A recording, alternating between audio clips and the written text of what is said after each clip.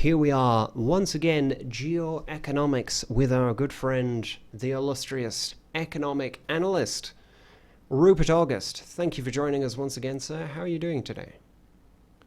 I am quite well. Glad to be back at it. Yes, cheers. So, no delay, no distraction. Let's get straight down to the diamonds. What do you want to continue or bring up today? I want another delicious data point rich, as always is the case with your updates. Let's hear it.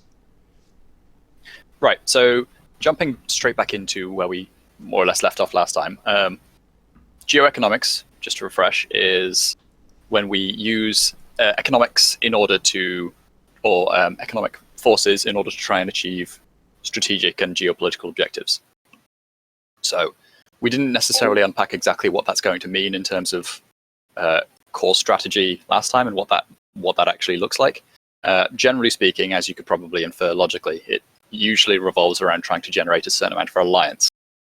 So if they require you in order to make their economy tick along, then you have an enormous amount of power over them, and then simply sometimes by stating in harsh terms, let's say, what you want to have happen, that can in certain situations be enough to make it happen if you have sufficient power. So I'm sure this is something you've experienced over in Asia, whereby if China words its demands strongly enough, then other people are going to be paying attention because their economy is so reliant on Chinese trade. Therefore, if China were to cut off that trade for whatever reason, then that's going to be causing some serious problems.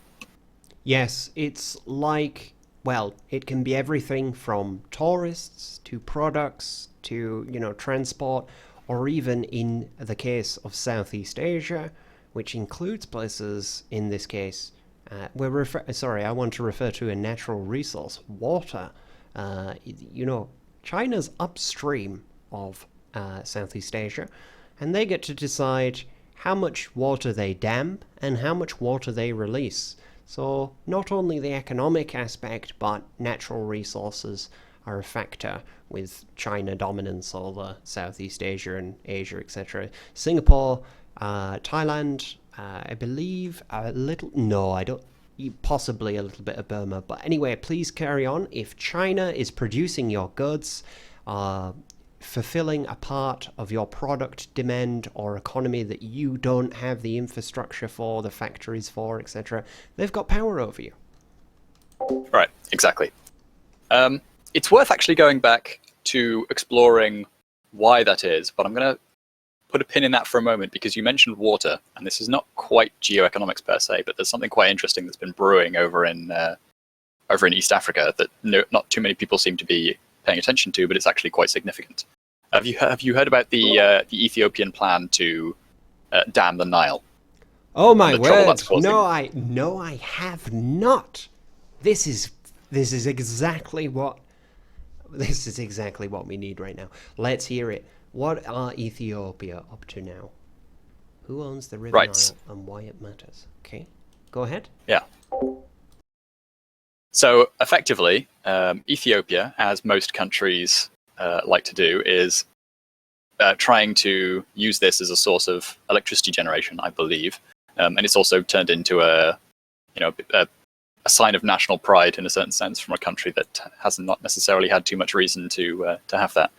However,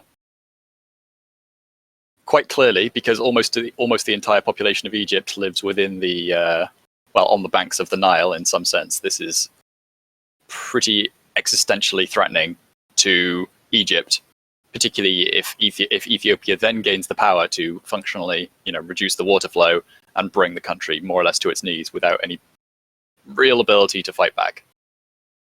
A few surface-to-air missile silos around the dam, and Egypt suddenly becomes a very captive power, certainly much more than they are at the moment. And to Ethiopia of all places, which is quite interesting. So this is threatening to spark a war, as I understand it. Do you know what's really popular right now in the hipster barista culture? It is Ethiopian washed coffee. And I've taken a look at this stuff. It smells like mold. And this is because they wash and then dry it in the sun. And this process is obviously exposed to the elements. So it might be hip and trendy, the new coffee on the block, but it's moldy. Anyway, back to the Nile. So this will leave Egypt totally reliant, as they are downstream of Ethiopia, yes? Exactly, yeah. Ouch, that is killer. So, shall we hop back off this very worthy tangent back to where we were looking with geoeconomics, or have we got somewhere to go with this one? No. Let's go back to China because like I said, it's interesting to look at where China actually came from, because I think there's an underrated policy that might be feeding into this. Feeding into their current competencies, because what they've done is focus on a lot of basic industry and then use that as a stepping stone. It is quite interesting to note that a lot of places that have successfully industrialized, and this is a topic that some of the places have been looking into recently. A lot of these countries that have successfully industrialized have done so with the aid of short-term, what's the term? Mercantilist, protectionist. That's the word. Protectionist policies. So they protect their own industry while it grows, and then once it's able to be a national champion and once it's able to actually compete on the world stage, then it does so. But I think China had the additional advantage, which not too many people have been talking about, of maybe you're familiar with some of the early policies, the early economic policies of communist China, or maybe not. But they had a policy for a little while where they wanted to massively decentralize the essentially steel-making process, the iron-working process in general. So they had loads of tiny, I mean, you could think of them like backdoor smiths, all over the place. Is this called pig iron? I believe. I'm not entirely sure. Okay, yes, this lines up. So I don't know about these economic policies, but I do remember during the first steps of the the Mao regime making up on whatever, blah blah blah. They were known for making really crap, cheap quality pig iron, and I believe pig iron I believe pig iron is actually the name for crap steel. So they were making this backdoor ironworks sort of decentralized thing, but it was far from being artisanship or high quality stuff. It was just, very cheap metals. Exactly. But in the process of doing that, like we said last time, or like we talked about last time, they started developing some of those skills, which could then be used later on, and especially because they did it in such a decentralized manner, or they spread out that skill set so widely, involving a very large number of people into that process, then I would theorize that in doing so, they were able to build up that skills base of people who are, metal workers effectively, or latent metal workers, have those skills to develop somewhere down the line. And thus, consequently, they were able to simply buy in some of the expertise partially in order to supervise the process, but more importantly, just the capital from elsewhere. I was watching a bit of a documentary, or clip of a documentary of a major steel works in Germany down in... no, I don't remember exactly where it was, but essentially the Chinese bought it and basically just picked up the factory and moved it over to China after they had looked over everything, made notes of everything, figured out what the Germans were doing to make it so efficient, and then basically tried to copy it elsewhere.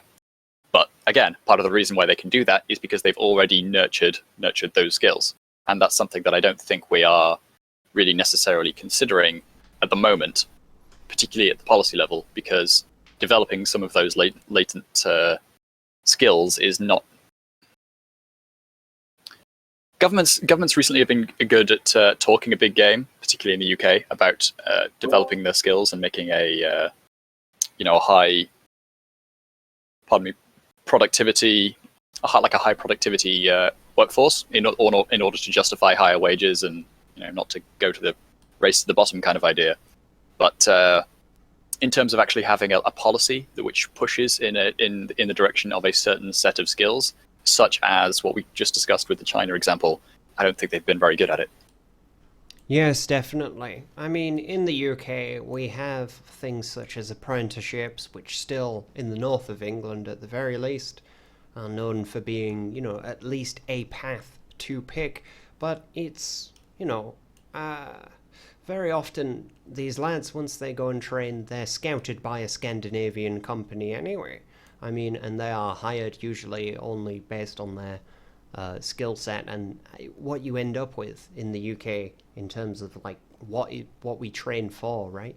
It's kind of like we train people up, and then we expect these other partners that were previous EU partners, I guess, to come in and actually provide the jobs and the welfare and so forth. And the British state just expects this typical US-backed, China-imported marketplace and in massive importer economy, and they're not only willing to not only are they unwilling to pay decent wages, but what is promised to young people, even those willing to train and labour in university or in an apprenticeship or a trade or something like that, what they are being offered doesn't have the benefits of a heavy state system like China does, or even Germany and Scotland have it better than much of the other places in the UK. And I know that Scotland's in the UK, but they get so many free rides from the UK, so they don't, from London,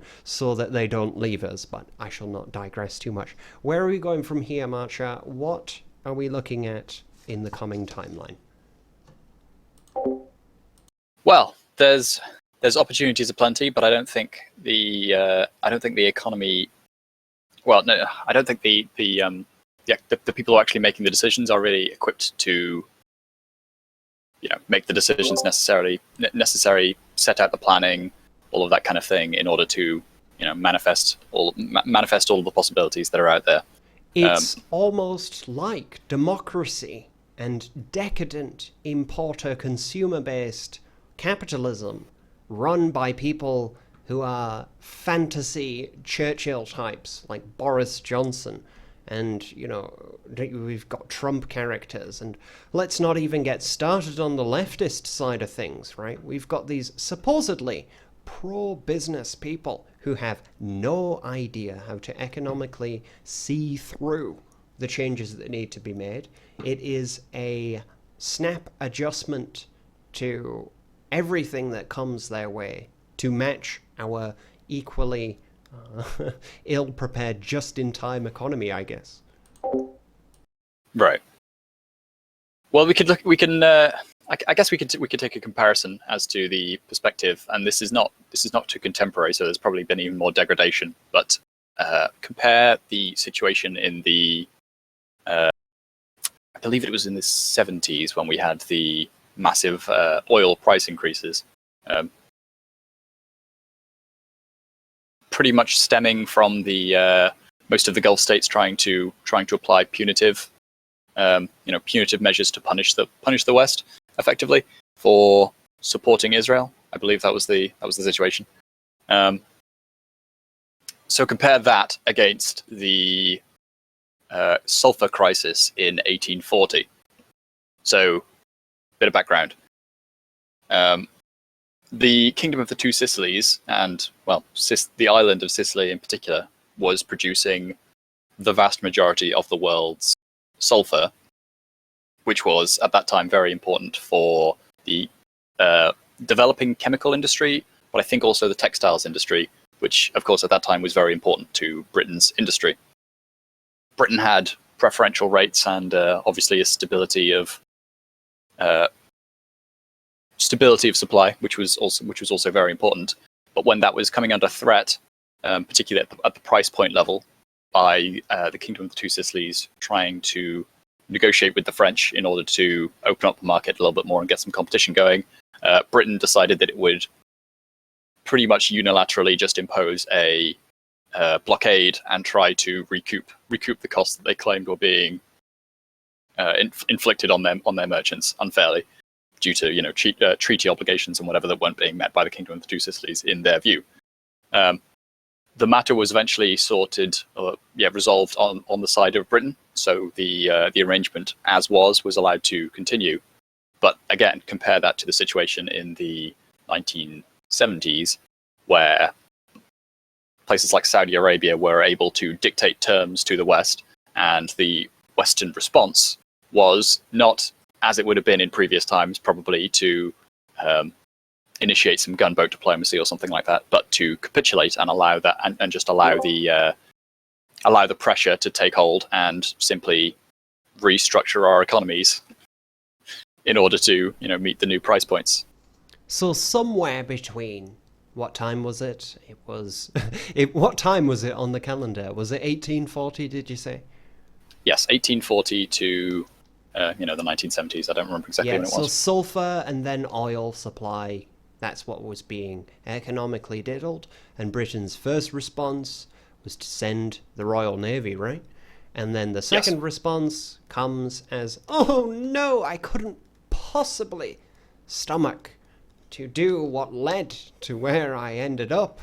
And then the response is an unnecessary weakness, I guess. But whatever you make of that, I'm sure there's a lot to be said about how democracy and consumerism and this current... Hey, it's not even capitalism if you define capitalism as the trade of good for a symbol currency, you know what I mean? Like, that's... If you define capitalism like that, that's just currency. That's not really capitalism by the leftist Marxian kind of interpretation. But it's not the capitalism that's the issue. It's the fact that if Britain didn't have that industry stability, the instability would be felt at home. And so they did what they should to ensure that their people get looked after. And I'm sorry, but if we've got the sharpest blade, the loudest crack of the cannons, it's the old way, I guess.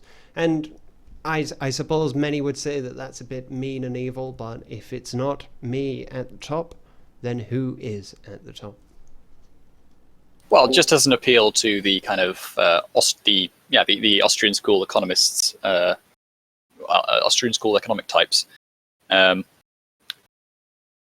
We would probably agree that currency stability is very important for being able to maintain a relatively stable economy. Of course, the economy is never going to be particularly stable in a free market environment, creative destruction and all that. But that a stable currency is important for being able to pay, for allowing people to make informed decisions about what's going on elsewhere in the economy. Likewise, in order to sustain a stable economy, you need a stable income of resources and the necessary components. Just raw materials particularly, but other goods, whatever imports are necessary in general, in order to sustain your economy and allow large investments to take place and for them to come to fruition and not ruin your investing class, which is now a large portion of the economy when you take into account retirees and insurance funds and all those kinds of different financial institutions which are making the investments. Therefore, I think we do need to come back to this perspective of what actions are we going to have to take on the international stage in order to ensure a stability of resource income. Yes. And this is where a lot of countries are potentially going to be falling down, because so much of the infrastructure for that has been outsourced to America predominantly.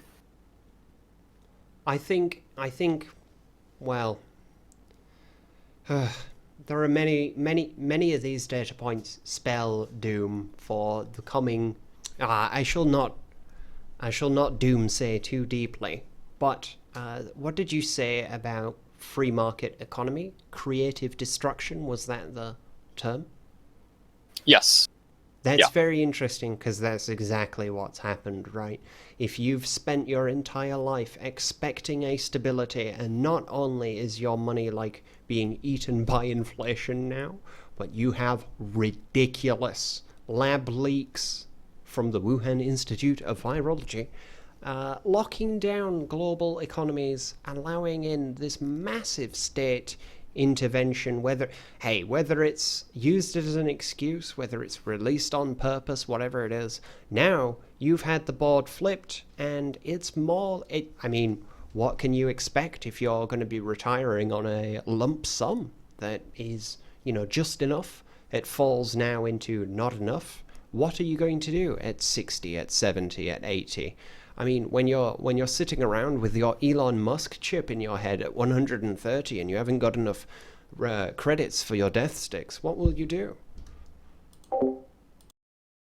Well, that is another actually, I suppose, slightly dystopian way of resolving this potential coming crisis. Is that one way that we could figure it out is by having people be able to not only live much longer but stay in the workforce much longer, because we've been getting ever more good at doing the former, but not necessarily so much the latter. Is that even desirable? I would say probably not, personally, but it's one way of solving I think the coming crisis potentially. one really horrible, horrible thing that I've seen. I mean, isn't this the trend all over the world to just raise the retirement age? They did it in the UK a few times, right? Over my lifetime, I think they've done it twice. Yeah, but in order to make that work, you would have to be doing that in a way that offsets the lack of births, essentially. Right, yes, of course. Yeah, well, they'll still do it to be seen to be doing something, right? So they'll just inflict a slight bit more pain, but not even enough pain to make a difference. That is the true dystopian take on that one. Sorry. Oh, that's quite okay. Let's quickly touch on touch on the investment angle, actually, because we've covered this in a couple of places, and it's something that you've raised quite a bit. But it's hard to say how much of an impact this is going to have going forward. But the investment and the sort of loan and financial reliance strategy for generating your own geopolitical outcomes. I think fundamentally this kind of strategy, which, just to lay it out again very quickly, is you either as a government or perhaps even as a financial institution, maybe a supranational institution, you make a significant loan to a developing country, perhaps, and then if and when it turns out that they cannot pay you back, then you accept a kind of collateral remuneration in some other fashion via either some kind of strategic resource or privatization of some other strategic assets that the government has, or whatever else. I've got a great example of this in the real world. China does this with Africa, but specifically Sri Lanka. I believe it's Sri Lanka, or it's maybe another South Asian country, one of the Indian-derived countries. I believe it's I would Sri not be Lanka. at all surprised. Yeah, I think it's Sri Lanka, and in Africa it's Djibouti, right? They they couldn't pay their loan back, and now they've given private access to, private ownership to a Chinese port now, and the Chinese state, and the Chinese private company, same thing, right? They own this port in Sri Lanka now, so that's basically like one of the Okinawa bases in. What do you call it? Obviously, it serves a different function, but it's a great way of acquiring territory through enterprise. And it's, I make you a massive loan, you mess it up, and okay, I'll take your port. I believe with Indonesia, the backup for the loan that Indonesia took from China was their gold mine in Papua New Guinea. And Papua New Guinea has got like a freedom because obviously the Indonesians are like Javans and this Islamic Indo people, right? And they run Papua New Guinea, which isn't their ethnicity, their culture, their territory or whatever. And these people, they live on giant gold mines and oil reserves. So obviously Indonesia doesn't want to give it back to them. But yes, I just wanted to jump in there with that example of, that's a clear-cut Chinese example. Yes. But the thing is that as has been hinted at, the stable situation that we're kind of living in at the moment may not necessarily be here to stay. And so, as we said last time, this strategy might not necessarily pan out in quite the same way going forward. Even if it were to all cease now, then China is still left with a well, as you said, a handy little portfolio of useful assets that they can leverage. I mean, a lot of these places are hotspots for colonial acquisition in earlier times. So, I mean, that's why it's completely unsurprising to me that they would be picking up these ports, because they've been strategic ports for quite a while now. However, without the implicit sort of unified global order, which makes any transgression an overwhelmingly unpalatable prospect, then we may not necessarily see this kind of same thing panning out. I think what we're likely to see is a movement into more of a sphere-based, like a kind of regional power-based model. A multipolar, multilateral, whatever you want to refer to it as. Yeah, you've got spheres of influence, mostly based on geography and economic participation, right? Exactly. So in this scenario, China, somewhere like China, so if we were to be more optimistic than Peter Science being, then China won't necessarily disintegrate if it can keep itself together. Like physically maintain the integrity of its government and its country and whatever. But they're going to cease to be able to project power in the same kind of way as they have been in the past. They'll basically be able to project power pretty much as far as their navy can traverse, and that is going to be one of the major limiting factors. Likewise, in America, less for lack of capability, but more for lack of interest.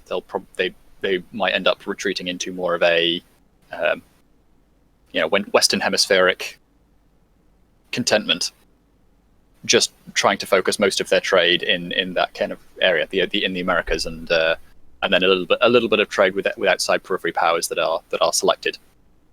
Yes, of course. Yeah, I think that scenario you've given there, where we have China, I don't believe that they have it in them to be this giant, scary empire that's putting up internet firewalls all over Asia and then creeping out elsewhere and so forth. I don't think they have it in them. My worry is that their elites and our elites, I don't want to say our elites, I want to say the Western elites, will seek to merge at the top, and we will see a system that tries to mimic what the Chinese state economy came through as, because they control so much. I mean, even just today, Canada was trying to get a bill through to stop coronavirus. And now I've just tagged this video with a YouTube algorithm bot that's going to say, go to this approved website, and they changed it from the WHO to CDC, was it? Or DCD? But yes, I've tagged I thought that was really... So they don't make an apology, they just slowly, quietly remove that giant light blue and virus logo for the WHO, and now it's just a grey text box at the bottom. Linking to this new site after America cut their funding to it, didn't they? But yeah, now I think, well, would you like to round up there, or shall we see? Have you got a few more data points to go through, or any closing I think that covers most of it. I'll just quickly look over my notes. Well, yes. So one thing that I didn't mention, which is going to be, I think, quite significant and more significant than a lot of other people are giving credit, is the ability, the heterogeneity of different populations and their different sort of economic capabilities. Because if you were to draw on the works of someone like Dutton, then you might see that we are not necessarily going to be maintaining the same kind of economy that we had in, say, the Victorian era, if we just return to a pseudo-Victorian kind of economic structure. Oh yes, I have said this in a monologue, but I said we will not be the factory workers again. I mean, we won't go back to the workhouses. I don't think we would accept it, and we would be right to not accept that kind of lifestyle. I think, if it, depending on how industry works and, what kind of, because back in these Victorian ages and such like that, we spent a lot of our nature, of our land, and our people. We bred them towards having tons of, directly or indirectly, right? We relied on the working class's high fertility to fill both soldiers' boots and workhouses. So, and that was men and women, by the way, in the workhouses. People sometimes forget that they would send any type of Victorian child that could get their hand inside the machine to fix this kind of thing. I'm not saying that we're going to be heading back to that kind of thing, but, wage slavery, this sort of thing, I think it would be better to move towards some kind of high-level artisan-style quality. Hey, automation included, no problem, but it's got to be good quality stuff that can buy a better future for our young people. Because I'll tell you what, in the millennial generation, what did you really offer to us but kind words and a dissolving, ever-dividing economy? Right. Well, funnily enough, that's not actually quite what I was getting at. All true points, but I don't. What I'm thinking more of is, for example, the level of innovation that we're capable of producing. Economic innovation is, well, it seems to be, based on the works of Dutton, to be tied to certain sort of genetic factors. When you say Dutton, do you mean Edward Dutton, the YouTube hello fella? Yes. Oh, yeah. The Jolly Heretic. Yeah. Oh, yes, of course. Sorry. Yeah. I thought you meant him, and yeah, he's great. Carry on, sorry. Yeah. But I think that this is a factor that, due to our own particular blinders in the modern world, we're not necessarily capable of seeing on a mass scale, particularly at a policy-making scale. And so, never mind the fact that we don't have quite as cohesive populations as we once had.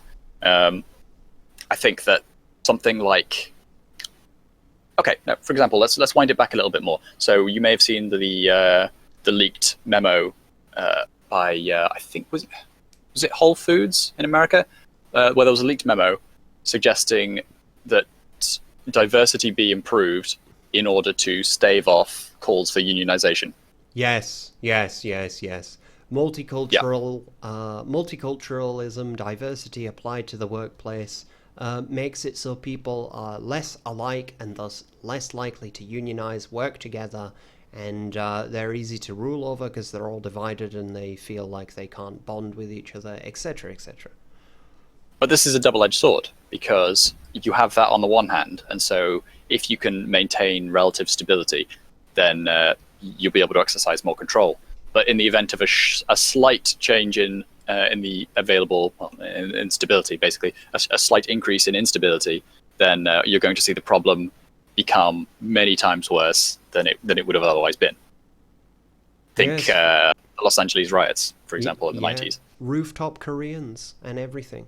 I mean, exactly. in the UK, let's not get started. This will be a few hours. I could go through the lists of why this stuff doesn't work, but I am from Yorkshire and I live in a place, I'm born in a place where there are Polish neighbourhoods, there are Pakistani neighbourhoods, there are native English neighbourhoods, and none of them get along. I mean, the Polish and the British can get along, but we still had division between those two. Yeah, of course. So let's look more on the positive side then, rather than on the negative side, because I think something that's going to be an evolving factor going forward is the homogeneity dividend, you could say. So somewhere like Hungary, they have a lot of geographical problems that might give them some trouble with regards to their ability to reliably maintain economic growth and such, and maintain their power in the world. But one thing that they're probably not going to struggle with is instability, and I think that's going to be a very important factor going forward. Much more of an important factor than something that we've basically completely forgotten in the modern world, because stability has become just the accepted norm, and not even the accepted norm, the bedrock upon which everything else is built, and we don't even question it anymore. Yes, and this is when Rupert says stability, he means economic stability. You can rest assured that the next day's not economic stability. You're not going to wake up next day and there's a samurai or Viking raider on the coastline. You can expect that school will be ready and your mum will call you down for dinner rather than oh quick, Lindisfarne, the Vikings are coming. It's stability in that sense. Right, exactly. Or, for example, a coup that is overthrowing the government every decade or so. Hey, I live That's I live in Thailand where the coup happens and everybody just kind of goes, all right, okay. It's I suppose on paper it sounds ridiculous, but like coups usually pass without much real uh, fighting, except for like they bring people in from the agricultural places or like hire mercenaries from Cambodia on one side and get them to like kick off, and then nationalist forces just step in and crush them. It's quite funny. But yes, please sure. go ahead. The positive side of Well, things, we got Hungary. Anywhere else we're looking at?